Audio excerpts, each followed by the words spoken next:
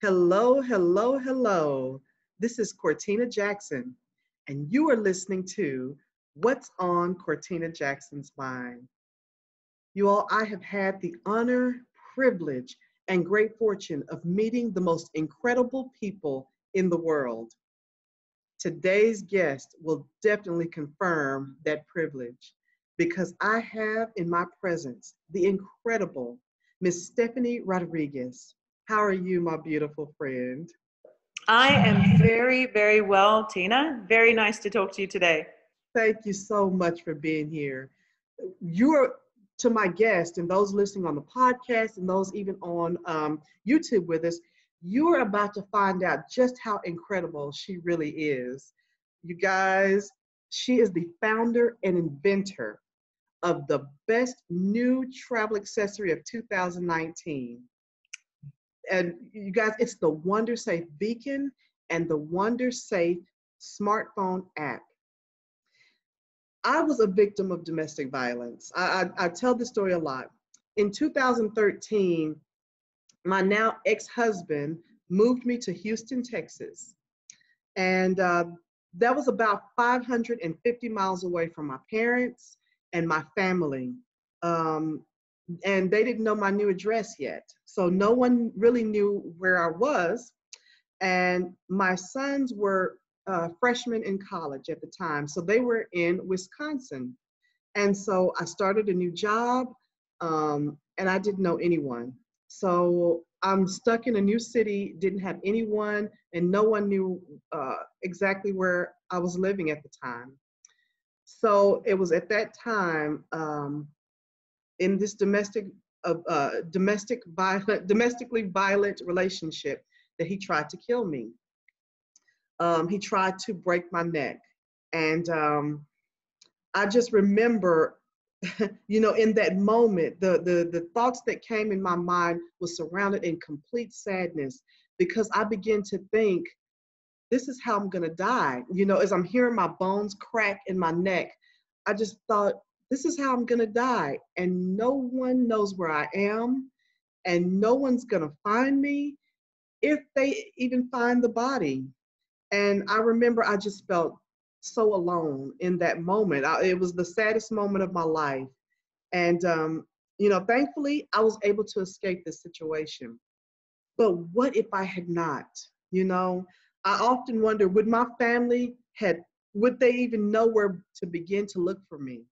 And who knows when they would have started to look for me. So I think of this when I think of WanderSafe, because you, Ms. Rodriguez, have developed such a profound and important um, device and piece of technology that provides a great way to help people to stay safe. I am so thankful for that.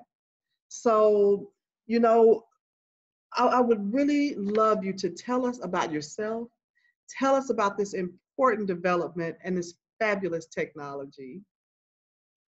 Thank you. Thank you for such a beautiful introduction.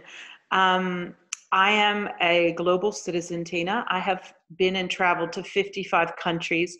And much like you have lived abroad and away from my family, I'm Puerto Rican. I was born in New York. And in 97, for love, I came to Australia with my then husband. And this was really before the internet. So being a very long way away and in isolation, I certainly feel your pain of moving away from the family.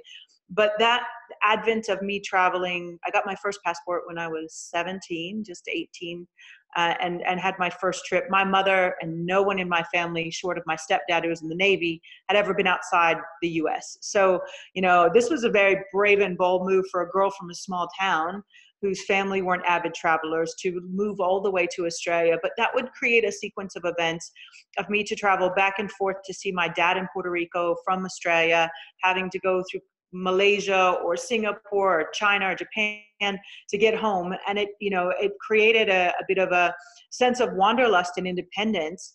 In the late 90s, a lot of married women weren't traveling alone either. It wasn't the norm unless you were on business, and there weren't that many business women traveling. So we were breaking a lot of stereotypes to start with.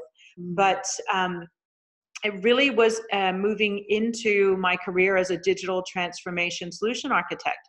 So I was working in the tech bubble in 2000. And I worked for the search engine before Google called Alta Vista. Probably nobody remembers that, but it was the search engine before Google in the tech bubble. And my clients were in Brazil and Argentina. And I remember being this blonde, maybe even platinum blonde. I'm actually a brunette, but don't tell anyone.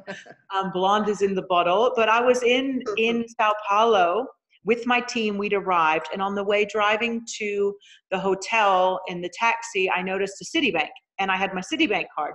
And I wanted to go get some money out in local currency so that I could buy things, a few gifts and whatnot. And I got to the hotel and I went to the front desk and I said, I noticed on the way in a Citibank, can you tell me how to get there, the directions? They said, no. I said, I beg your pardon. And again, this is before smartphones and apps. They were very analog, those phones. I said, can you please tell me? There was no Google. Hey, Siri, how do I get there? So I'm asking, and the front counter guy flat out refuses to help me. And I just kept rattling him and said, why won't you tell me where this place is? And he finally got tired of me bothering him. And he said, look, miss, he said, you know, with that hair color, if I let you go out of this hotel, it's highly likely that the Yakuza, the mafia, will kidnap you and your government will never find you. This was Brazil. Wow. He said, not on my watch. So how's about I advance you $200 on your Citibank card from the hotel and I'll put it as a room charge. Wow. But I would prefer to do this than have on my conscience that you got kidnapped. Oh my. In 2000. And I was like, what's behind this? He goes, you're exotic, you're blonde, you're in Brazil, there aren't many, you know? And I was like, really? And he goes, and if this happens, it's unlikely your government will ever find you. Look around, how many millions of people we got in the city. And I was so terrified, Cortina, that I went next door to the Maksud Plaza Hotel, which was neighboring my hotel. And I walked into the hairdresser and I said, make me morena, make me dark haired, because I don't want to feel like I'm a target every time I walk out this hotel.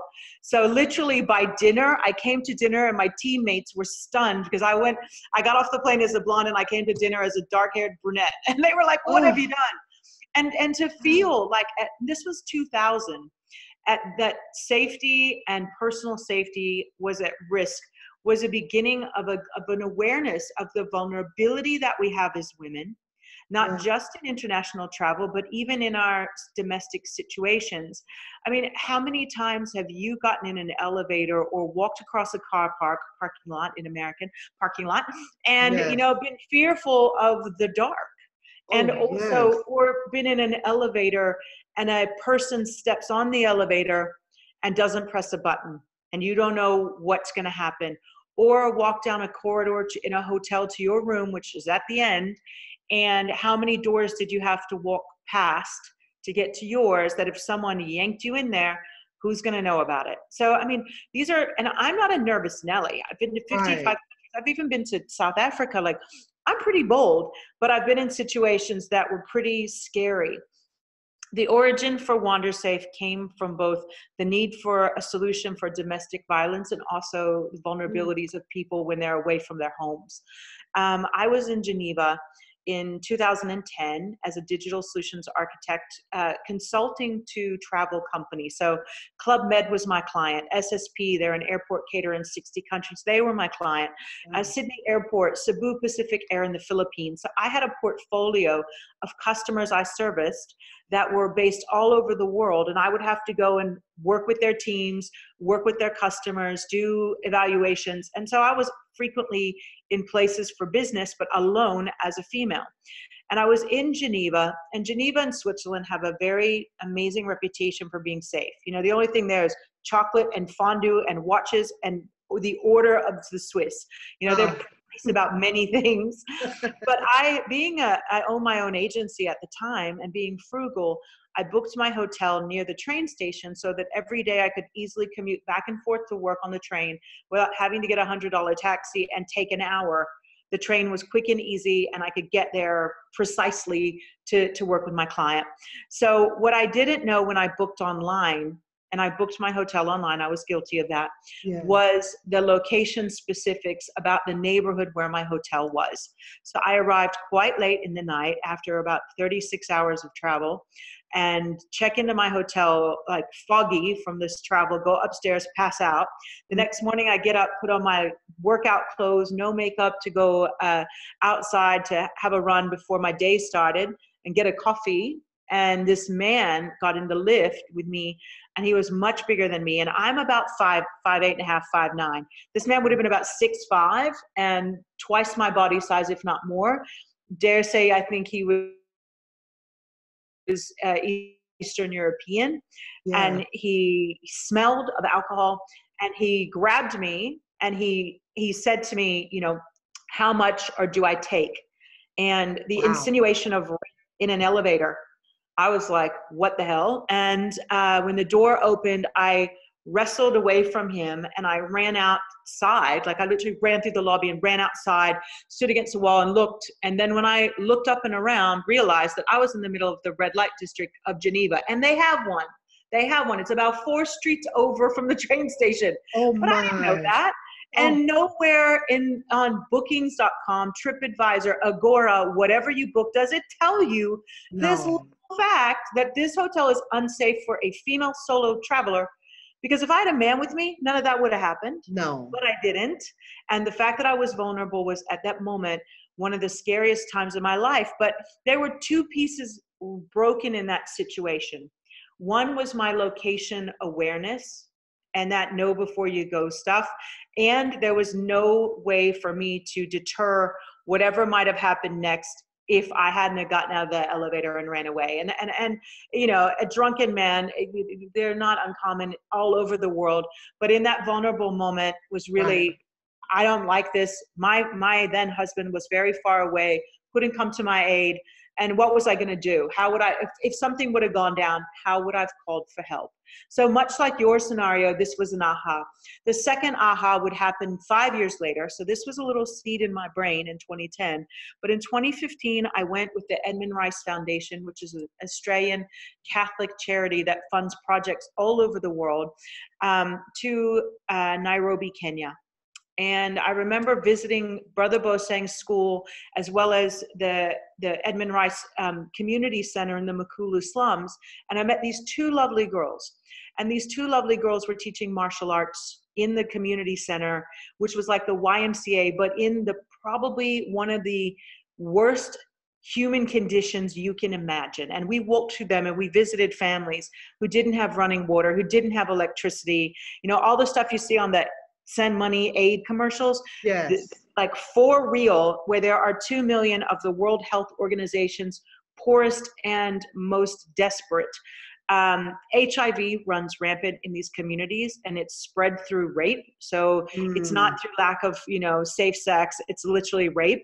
So I understood and I observed how parents would shave their kids' daughters' heads, particularly dress them in gender neutral clothing, dressed like boys, in other words, and send them to walk to school, some of them as far as 8 to 10 kilometers.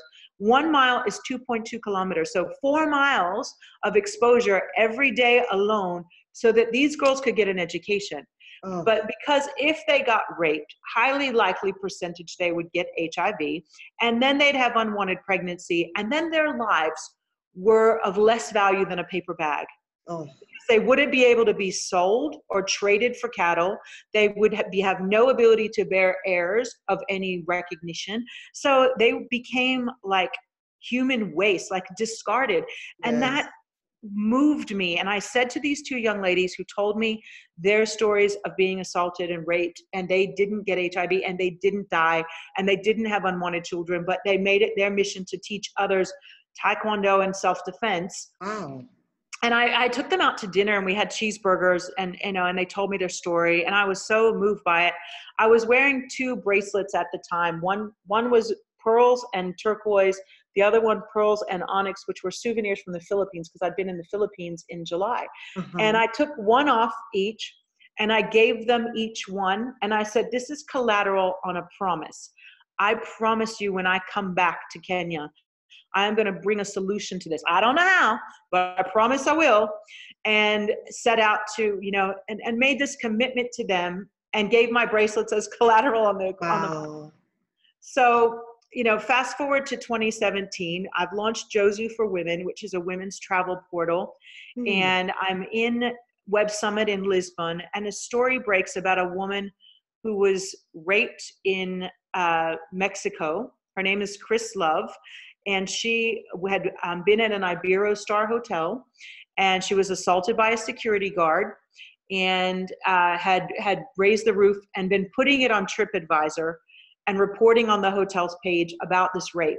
Yes. Now, TripAdvisor for 5 years had been removing that content off of TripAdvisor on that hotel's page. And she was like, why? And had been in a fight with TripAdvisor for 5 years. At the time when I was at Web Summit, another girl from Wisconsin had gone to the same hotel, been raped and killed. And at that point, Chris went back to the media and said, this is a travesty. You took my content down. Another person's made the mistake. What gives? And it was at that point that we put out a press release. WanderSafe hadn't even been an idea. It hadn't even had a name yet, but we put out a press release that called this problem out, and I made a promise to fix it somewhere about November 11th of 2017. We issued a press release, and Jozu for Women was going to tackle this problem. So we went internal after being at the Women's Startup Lab in Silicon Valley, which is a great program for female founders of tech projects. And they said to us, we love your idea, but you should really consider productizing what you want to do and assist women. And it would make your market value proposition much stronger. So after Web Summit and this press release, it's December of 2017. And I'm like, I got to fix this problem. It's been in the back of my head. My experience, these girls in Kenya, what am I going to do? And I was working with a gentleman named Eric Krause at the time. He's at PlayStation. And Eric and I were brainstorming how to fix this. And I was working with another girl named Lindsay Preston. She's another tech founder. And we came up with the name WanderSafe. And instead of being just for women, because I had been collaborating with some of my other friends in the LGBT community, that they said, well, we don't gender identify as women, we're men, but we would certainly use this product if it exists. Yeah. So, we went, okay, well, we can make something and make it so that everybody can use it and it be for vulnerable people. So that was the beginning of WanderSafe as an idea, but then deciding how we would address these problems that we saw elegantly and effectively. So we decided we wanted to build an app, and the app would allow you to annotate your journey, but we would use legacy data. And again, me having a background in technology and search and all these wonderful things since the 90s, that would allow you to see where you are and annotate if you felt safe or not safe and why, but then the ability to call for help if you were in trouble elegantly and quicker than you could. I was talking with Lindsay Preston, and Lindsay at the time was collaborating with a gentleman named Thomas Pecora that and she was working on his book. And she said to me, Steph, you really should have a conversation with Thomas, because he's been at the CIA and he knows everything about safety, and what the needs are, but Thomas knows how the CIA would go about solving it. So Thomas and I had a phone call that was revolutionary for me and a game changer. And we were discussing safety, and he said to me, Steph, personal safety, as we understand in the CIA, and we teach and we train, comes down to 3 things: information, environmental awareness, and equipment. And when he said equipment, because I understood the 2 to be clear, information was facts about what you need to be mindful of. Your environment is where you are, left, right, to 1 meter, 2 meters, 10 meters, 1 block away. And equipment. And when he said equipment, I'm like, equipment? Do you mean like tasers and guns? Because I personally do not advocate for gun usage unless there's a reason, like a bear or something that can eat you. Yes. Otherwise, I think your everyday citizen does not need to hold a firearm to problem solve. We have other tools to use. Right. So I said, like tasers? And he's like, no. He said, women don't carry pepper spray and tasers because there's no training on how to administer them effectively. You buy it off the internet, you don't know what to do with it. Right. Pepper spray can go terribly wrong. Yes. And there's a high risk, if your assailant is bigger than you, that they can take that and use it against you. So majority of women do not like to carry things they are not trained to use, or that they could fall prey to their own device. So, and he's like, we teach at the CIA, illuminate, fight with light. And you heard him say that in your interview with him, fight with light. And so, and I'm like, explain more, talk to me like I'm 5. And he said, a flashlight. He said, first thing in our safety kit that we keep on us all the time is a flashlight, because bad things happen in the dark. So if you have at the ready a flashlight, you can light up something and assess the value or the difference in a threat. There's a big difference in the dark between a person and a possum or a raccoon. And they both make noise, but you're going to react differently to a possum or a raccoon in the dark than you are a person. And, I tell that often in discussion, like there's a big difference between a person and a possum, about 100 pounds, but also, the threat level is different. And when you can light it up and see it, that makes a difference. One of my investors named Greg Bell spent some time in the Army and in the Australian Defense Forces. And he chimed in at that point and said, Steph, it needs to have a strobe light. And he said, we teach in the Army with some of our techniques that a strobe light is clinically deterring. So if someone puts a strobe light in your face, your brain cannot have any other thought than there's a strobe light in my face, make it stop. And it continues to be that singular thought that overrides any intent. I was like, really? So I'm learning as I go from 2 experts. And then for me, and this is quite a funny regression, I lived in Southern California before I came to Australia in '96 in a rent control apartment in Santa Monica, which if anyone has a reference to that, it's a great place to live and you could get places really cheap. And I lived on the first floor in a building that didn't have any air conditioning. So you had to keep the windows open for the sea breeze. But I lived alone, and to keep my windows open in LA at night, scary, girl from Virginia. So I went to Radio Shack and I bought these personal alarms that they had a string, and I MacGyvered my window. So I put and attached with a nail, and it had a little hook, the alarm to the wall. Then I used a tack and I attached the string to the windowsill. So if you raise the windowsill 1 inch, it would dislodge the string from the device, and the device would wail and I would wake up. And all of my windows in my apartment on the first floor, ground floor, had these MacGyver setups, rigs on them, which were so ghetto. They were incredibly ghetto. I could sleep at night knowing that I would hear something happen. And this was just like common sense problem solving. So my brain went back to these personal alarms. And I was like, okay, how do I get all of these things in one device? So after the conversation with Thomas, after the conversation with Greg, deciding we wanted to build an app and we wanted to build a device, I went to China via Hong Kong on April 19th. And I was going to see somebody who could help me. And I drew, Cortina, I don't know if you can see this. I drew on a hotel piece of stationery, which is now framed in my office. I drew the device with the features that I wanted. And this would be the artifact that we would develop. What is now, just like a little over a year later, what we now know to be the beacon. And it's a small personal safety device that is the size of a car key. So it's the size of my car key in height.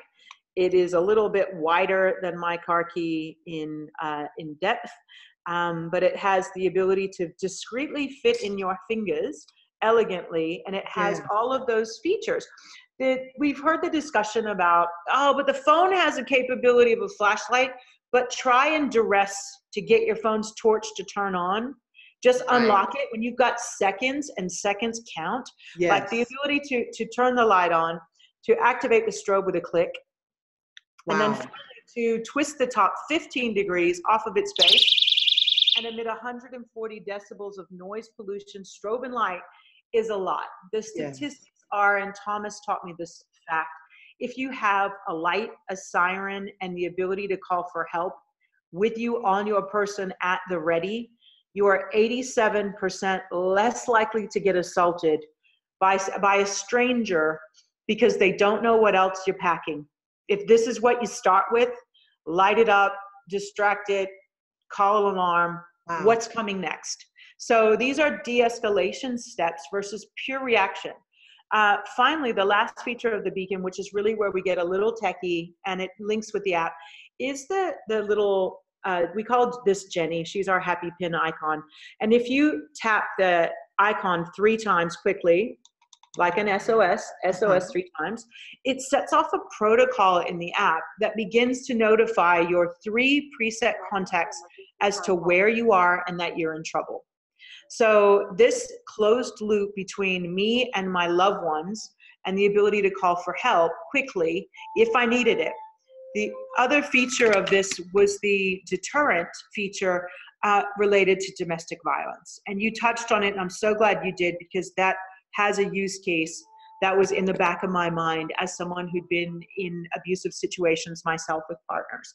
Yeah. Because if I have my app and the beacon set up, even in the device itself, there's an SOS feature, and you can either slide it or press it and activate it silently.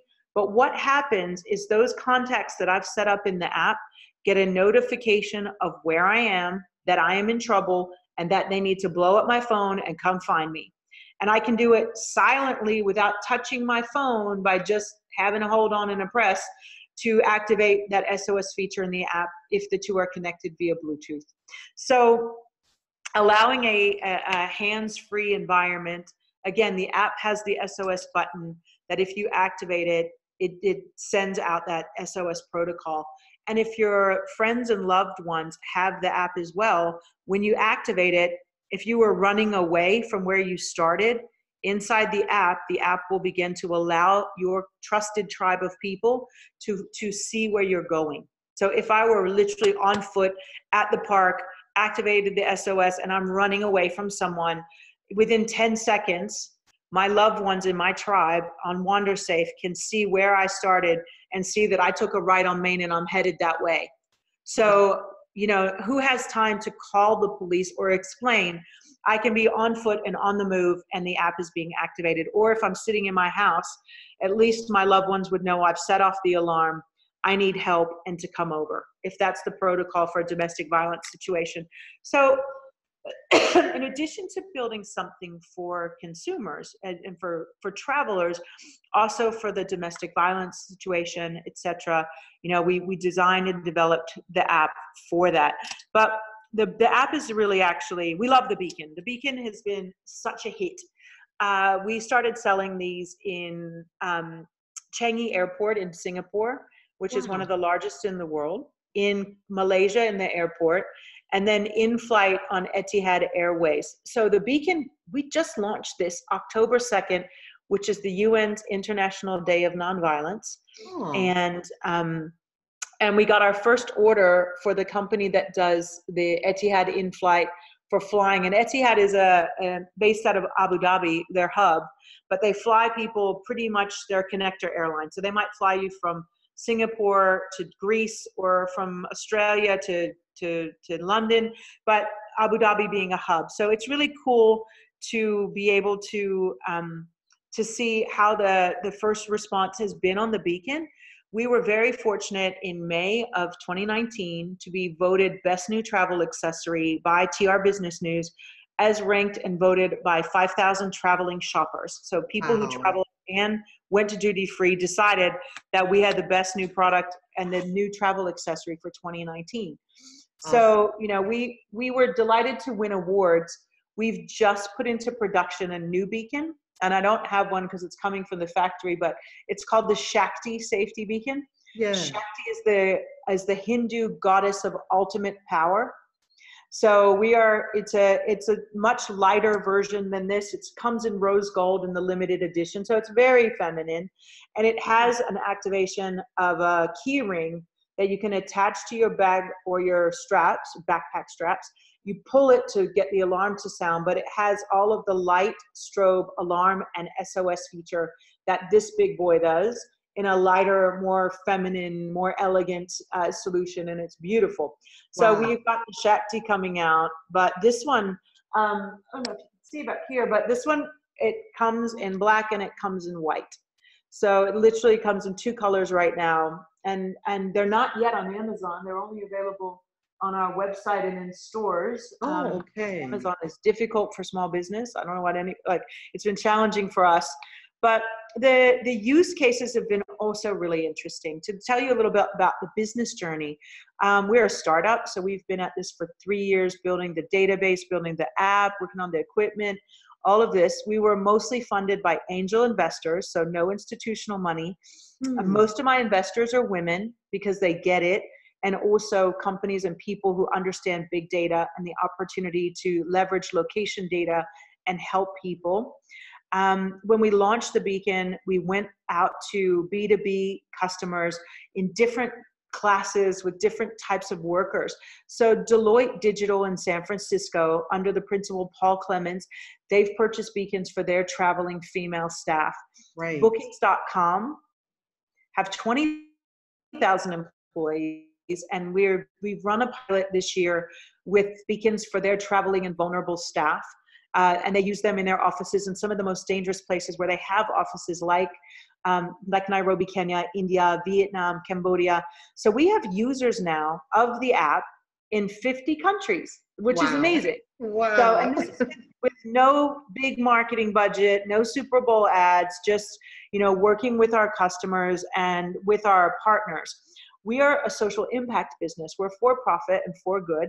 So we are a B1G1 company. And we found in our process that that anti-trafficking NGOs and us, we could really benefit them and partner with them.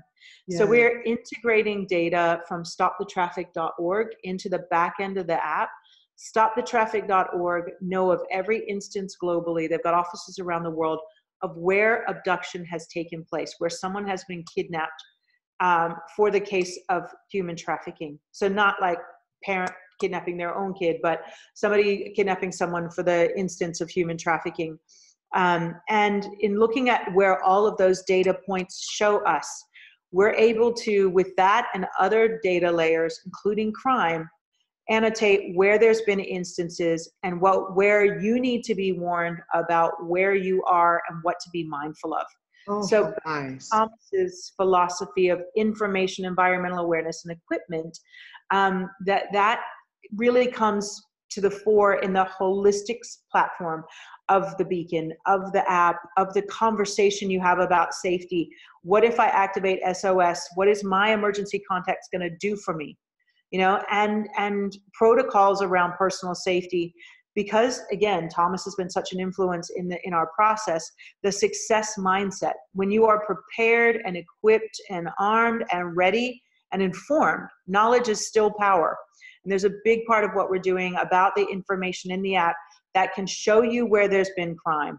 So if you open up the WanderSafe app and using the scroll feature, scroll over to San Francisco, it's really powerful, because you can see heat maps of where there has been issues of and instances of crime, and also where, I'll show you, it's kind of cool, where there has been users who have said whether or not they felt safe or unsafe. So it's finding San Francisco. Wow. It's populating safe havens. So inside the app, and we do a lot of updates of the app. We've had over 30 updates. You can see where there have been comments, but you can also see where there are places to go if you're running away from someone, like a fire station, police station. I don't know San Francisco at all. Right. So if I were on the corner and there was somebody following me, where am I running to? And the ability in the app to help you find help, call for help if you need to with the SOS, but find help is really part of that, powerful narrative on what we're building and creating, that I can tap into some of these icons. Wow.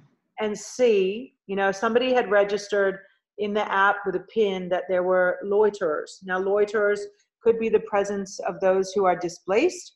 It could be the presence of gangs. Anyone standing around looking seedy that makes you feel uncomfortable, for whatever reason, can be annotated. Somebody else annotated, and you can see in the corner a little icon, drug use. So clearly there was someone doing drugs in the street that another user tagged and said, I feel uncomfortable because someone's doing drugs here in the road. So these types of things, if I were booking an Airbnb, I would want to see what had been happening before I book, firstly, and secondly, to be able to, if I'm going to go for a walk, go get a burger or a coffee, to know where I don't want to walk. So, these are important additional safety precautions in addition to the hardware that the app is free. We want everyone to have the app in their phone and use it and share and annotate their journey and tell what's not safe, because that can be such a great tool to help other people. Absolutely, absolutely. Wow. Oh, such a godsend, having something like this, because yes, I've traveled, even going to Disneyland, or going to, places that, I would presume is very safe and family friendly. Um, Having something that will benefit me, or even my children, who, I may give, if I had small children, mine are adults now, but small children that, I can kind of see, and just important things that, a lot of people take for granted, or, or don't realize. Oh, this is absolutely extraordinary, and it's just a must have. So, um, how is it being received here? I know you've partnered with some great distributors. So, who has caught on board? I know there's some mention of some NFL teams and different The distributors. NFL, that's an interesting project. And how that came about, and we are still in the inroads and early stages of this due to a number of technical issues, including the fact that we had a government freeze in the US at the beginning of the year with the walkout and so forth. Yes. But in December, the Lord works in mysterious ways. In December, I had been at Tech Beach, which is a tech conference in Jamaica, which is very far from Australia. Like, you get the globe and look, and it's just way on the other side and way down. So I'd flown all the way back from Jamaica, got home on a Wednesday, and on Saturday morning got a text message from someone that said, and 6 months before, I got an invite for Changemakers Leadership Workshop at Necker Island. And it's you've been selected, you've been nominated. And I'm like, who nominated me? And I put on Facebook, who nominated me? I couldn't work out who did, but I was grateful, but I didn't hear anything else. So then I got this text message going, if you can make it, there's a spot for you on Necker Island at the Changemakers. And I was like, what? Wow. So, and it's the BVI. So I had literally just come all the way home on a Wednesday from Jamaica to get an invite to go back to Tortola to go to Necker Island. And I spoke to my investors because it was a very costly trip. And they were like, you have to go. Tell me why you can't go. Money, time, babysitters, sort it, but you should be there. This door is open, and it's the right door. So my investors made it happen, and it was 7 flights from Australia last minute. December, it's right before Christmas, the week of December 15th. So crazy travel time. And I literally finished booking all of the flights to get me to BVI. And then it was at 4:00 in the morning, I finished booking and connecting the dots to get me there to fly out at 10 a.m. So this is how fast, from Saturday morning to flying out Sunday morning at 10 a.m. Just get it done. And so, the human spirit is amazing. Yes. And when something happens, and synchronicity, and doing those things for which, God has put in front of you to take an action step, and being open to that, I feel very empowered by being open to what the universe presents to you, and just do it. Don't ask questions, just do it. So, we got ourselves there, and I brought some beacons with me. Again, the product had only been released in October, so we were still brand new. And there were 26 brilliant people in the room, a couple women from Australia with their projects. Richard was there. He spoke to us. He flew out because it was the week that they did the Galactica maiden voyage, and so he left and came back, but we were on his property for a week. But in the middle of the night, not the first day, second day, this big dude arrives, sitting in the back of the room, eating during the sessions, and I get up and talk, and he's got sunglasses on, and I have no idea who he is. And at the end of the presentation, and I spoke a little bit about WanderSafe and our mission, and somebody introduced him and said, oh, this is Ray Lewis. And I'm like, I've been in Australia since 97. I don't know who Ray Lewis is. I'm the dumb one in the room. Yes. I don't follow NFL. So I have no clue who he is. He's just this really big man sitting there eating in the back of the room with sunglasses on in daylight. So I get up and I offer him a beacon, and he's like, I need this. We need this with my nonprofit. He said, I'm putting together a nonprofit. It's called SWAT, Sports World Against Trafficking. And Wow. we've been looking for a device or a thing that ties into our teaching program, educating young people about human trafficking, how to have a conversation with your parents, how to have a plan, etc. Because trafficking is ridiculous. And I've been out of America since '97. I don't know what's going on. So we sit and talk during this week several times about the plight of America with human trafficking and how it correlates with sport and sporting codes and major events. And my mind was blown. I was like, really? Wow. And just, it's not something that happens here in Australia. We have more domestic violence issues than we do human trafficking as a problem, and domestic violence. More Australian women are killed at the hands of their domestic partner any other way. So in a more concentrated way, somebody might die of cancer, somebody might get in a car accident, but more in one category are killed domestic violence. And that relates to our indigenous tribes and the old Wow. world behavior of women are property. I spent my first a couple of years in Australia living in Darwin in the Northern Territory, and it's very rural and it still has a lot of Aboriginal communities there who live by the old rules. And I remember hearing at night once this man was beating his wife outside of my apartment block. And it was the worst thing, hearing this woman scream. And the police came, and the Aboriginal man was yelling to the police, "She's my wife," as if that gave him a license to beat her. You know, and Right. having seen it and seen these cases present at the hospital in Darwin, that this old world behavior of women equal property and you can dispose or do what you like with them, you know, it has never left my mind. But this statistic still is in Australia that more women die at the hands of their domestic partner than they do of any other single thing. Mm. So, you know, we live in an unsafe world, but the trafficking piece was mind blowing. So Ray and I had a conversation, and he put me in touch with SWAT, Sports World Against Trafficking, and their president and their scientists and folks who are working on this.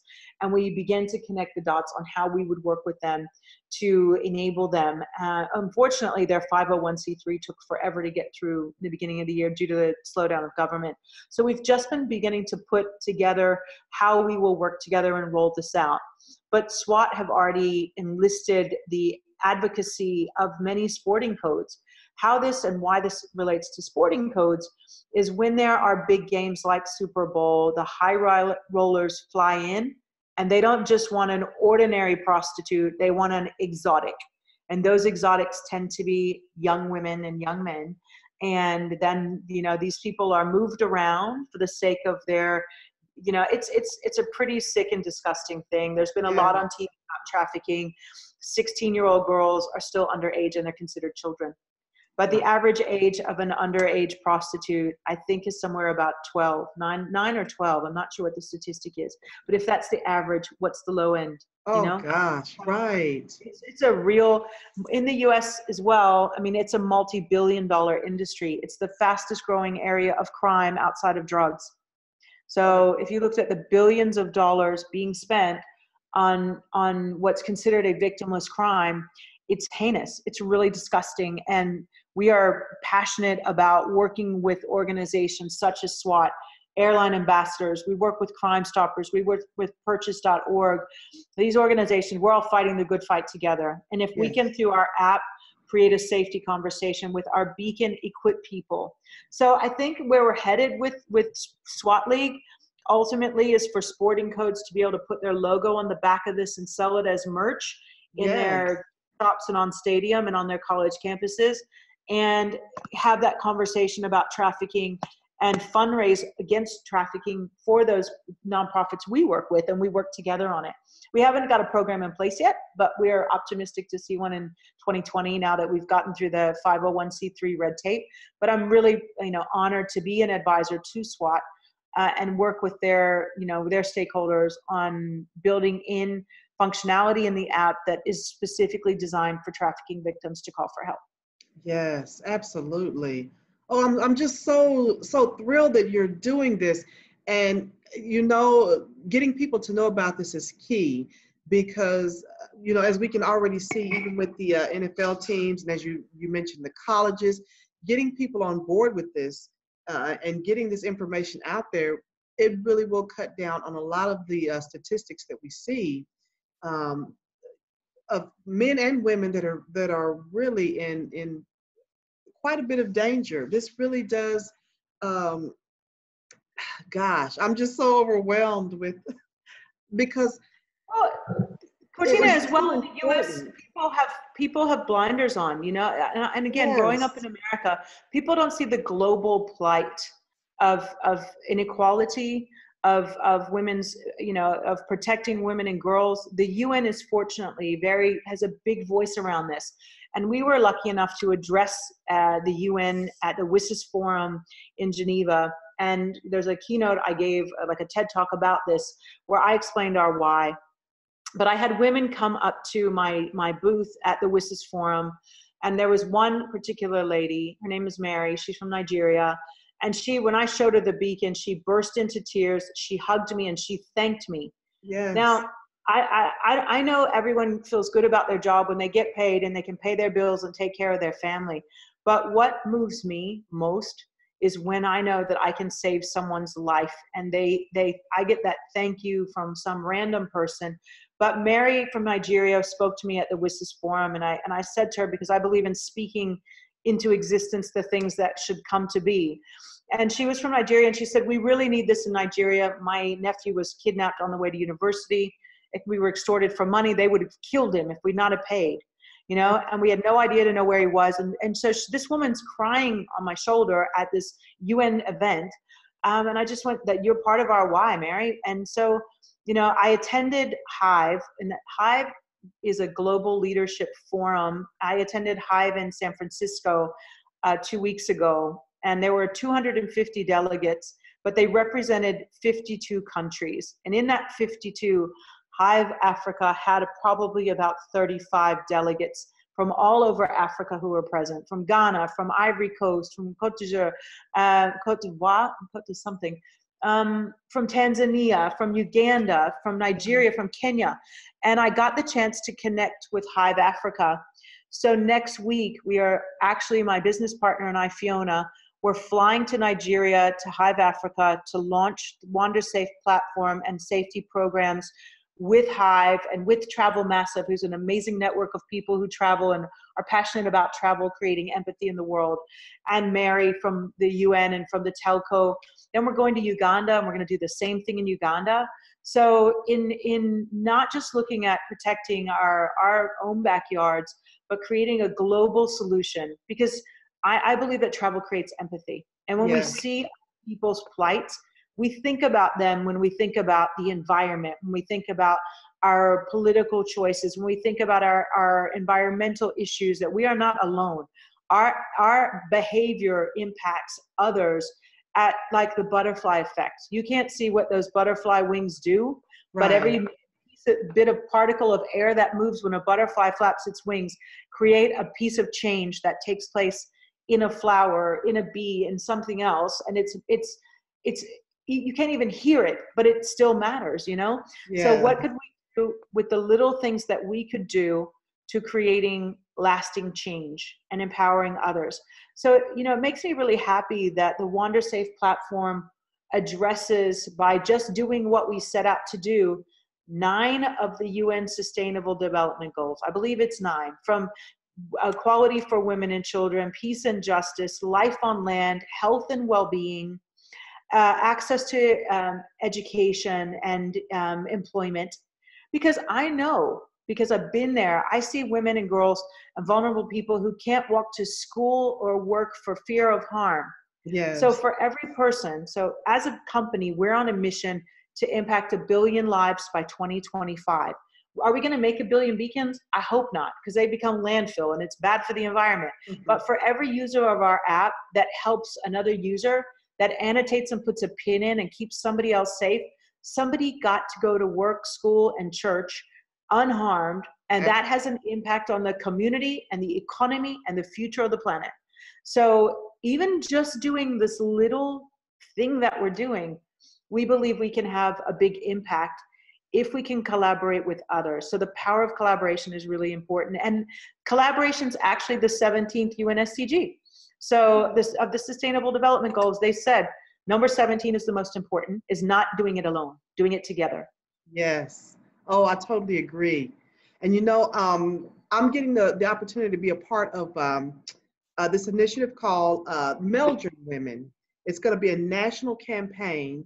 And basically, I was nominated, same thing. I was like, who nominated me? So myself, along with two other women, we were nominated to represent Meldrum women. And these are women who have gone through a tragic circumstance in their life, but they persevered, or Meldrum, and that's going to end up becoming a word. They're making Meldrum a word.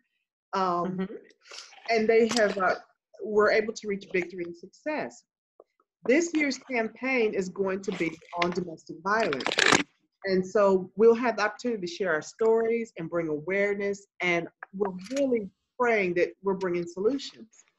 So I would be so honored to share what you are doing on that platform, because it will give me a chance, it will give the world a chance to see this and see the importance of having such a device. So I am excited. We're going to be launching that 2020, but there's going to be some things that's going to roll out the latter part of the year. And so I am just a big advocate for WanderSafe already. And I just really want to push that forward to make sure people are aware of something. We have to become security minded. So having this, I feel, is very important for men, for women, for young adults. It's just so very important. And I'm just so proud of you for doing it. Thank you. So whether this is talking to my podcast and also those who are on YouTube watching this, whether you are someone who lives alone, you're in a domestically violent relationship, perhaps you have an elderly parent who lives, alone, you're traveling to familiar or unfamiliar territory. At this point, and in this day and time, anywhere you go, you should be thinking security and safety. And so, as Mrs. Rodriguez has said, she's developed this WanderSafe Beacon and app. And we want to know, everyone wants to know, how can they get their hands on it? Everyone should know how they can get their hands on this. It's just go to the App Store and search WanderSafe Beacon, and you'll see the little happy icon pin, a location pin, which is our mascot, Jenny. She stands for the Justified Environmental Navigation Interface, which is wordy, so we just call it Jenny, which is the actual AI who helps us to predict safe spaces. So, you just look for Jenny, the happy icon, the location pin, download the app, set it up, add 3 emergency contacts, have a safety conversation, try the SOS feature once so that you and your tribe can see what happens, annotate your journey, and help others by leaving breadcrumbs behind of safe and unsafe pins. There's actually a feature in the app, Tina, that allows you to leave a tip. And that's because we know that in some neighborhoods, things aren't great. And the community knows it as well, but maybe there are some things great in that community. So it's not all negative. So users could add, this is a great park during the day for kids, like good things, like tell the good. The community can be educating people on the positives versus just the negatives. We want everyone to feel empowered. We would love everyone to have a beacon, but the app is free. So the WanderSafe Beacon app in the app stores, it's available all over the world. And it's the beginning of a safety and a success mindset that will give you help 3 times faster. You press that SOS in 10 seconds, 3 people are gonna know where you are by the map and by the app and know that you need a call. And one might be asleep, one might have their phone on do not disturb, but hopefully one of those 3 is going to do something and call you back. And so, it's part of a wider safety conversation, a plan, sharing with your loved ones where you're at or what your patterns are, etc. Your roommate. We always say it's great to have somebody in those 3 contacts who knows your blood type, just in case you have to go to hospital or what you're allergic to. So a relative. But also, some employers are using this app and the beacon for their staff that they have to go off site, like home healthcare workers, remote workers, delivery people. because nobody wants to, see equipped staff with AK-47s. It's kind of overkill and it's ridiculous, but to give them something to discreetly call for help, fits in their pocket or the palm of their hand, and has the deterrence. Again, if you have a beacon and you are prepared, you are 87% less likely to be assaulted. Yeah. So it's all of the prevention versus just reaction is really where we sit. There's a lot of other products in the market. There are personal alarms that just have a siren, all of this, but we believe between our app and our device, we have created something that is unique, that is very special, and that can do a whole lot of good in the world. And that's our mission. It's really simple. Jozu is a Japanese word. It's the name of the company, Jozu for Women. And Jozu means well done or better than. So our mission, the Jozu guiding light, or our guiding principle, is to make travel better and safer. So everything we do, every product we make, every app, everything is about the Jozu principle of better and safer. And we've managed to deliver with this product after 3 years. And again, we're a little company. We are not Facebook. We don't have the budgets, but we are emerging, and we believe that safety could be free for everyone. Everyone deserves to know where they are. And that shouldn't be just reserved for police or people who work at embassies. Everyone has the right to feel safe and to be informed. And that's why we do what we do. Absolutely. How much is the beacon, and what is the website? If people wanted to order one, where can you direct them to get Sure. beacon? We ship everywhere in the world, and our shipping rates are pretty reasonable. But before I tell the URL, Tina, because we love what you do and what you stand for, and your story is very much a part of our story. So we've created for you the Tina 10 code. The Tina 10 code. So what this does is every user who wants a beacon, and they come in 2 colors, they come in black and white, onyx and pristine, we call them. If they go to the purchase checkout and they type in Tina 10, they're going to get $10 off of our $79.99 retail price, which will pretty much offset shipping. But the Tina 10 code, for anyone who hears this, reads about it, sees it, hears it from you, we give the special Tina 10 Friends of Tina code for you and your friends, so that they can be safe and continue to support what you believe in and what we're all in this together for. So it's WanderSafe.com, not wonder like be amazed, like wander like go for a walk without a mission. WanderSafe.com. We are on Facebook. We are Go WanderSafe on Instagram and Go WanderSafe on Twitter. I myself can be reached at Digital Goddess with 1D, so GODESS. So please reach out to me, but we love partnerships. We are working with law enforcement. We are working with anti-trafficking nonprofits. We are working with domestic violence groups. So anyone who hears this who'd like to reach out, we'd love to hear from you, because we are all in this together. Hashtag safer together. That's our hashtag, safer together. I love it. I love it. And people can also, if they are interested in donating, that they just want to give. Have you set up any type of Kickstarter or GoFundMe or anything where if people wanted to donate to this? Well, we used crowdfunding when we started. Okay.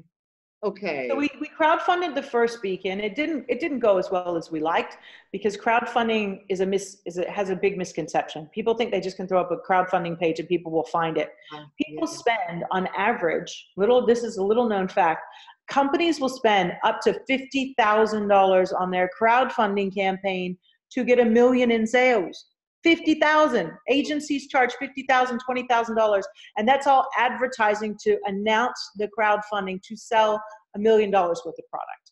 When we did ours, we didn't have $20,000 to put towards it. So we launched it. We sold some beacons. We were already a manufacturer, so we are not on crowdfunding. But for every beacon sold, we donate one back to communities at risk. And buying a beacon is the best way to help someone else and help yourself. They make great gifts for parents, college kids, students, your love partner. Like, there's always a reason that WanderSafe, it makes a great and practical gift. So we even do gift wrapping. So if someone will buy a beacon and it's a gift, we'll gift wrap it and send a gift card with it. So all they have to do is hit us up and say it's a gift, and we will prepare it so that it can be presented beautifully. So yeah, we do gift wrapping as a special service, and we think that they make an excellent, an excellent gift for every occasion. Wonderful.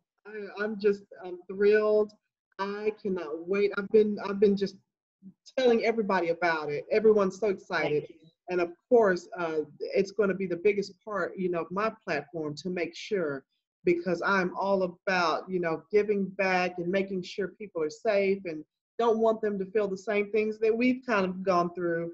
If we can avoid that at all costs. So please, everyone who's listening, everyone who's watching the YouTube videos, please share.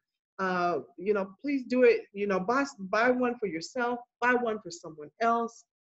Do this. Buy it for your staff. Like we actually do, Yes. we do bulk and wholesale for companies that want to equip their staff, like we have done with bookings.com, Deloitte, and Revlon.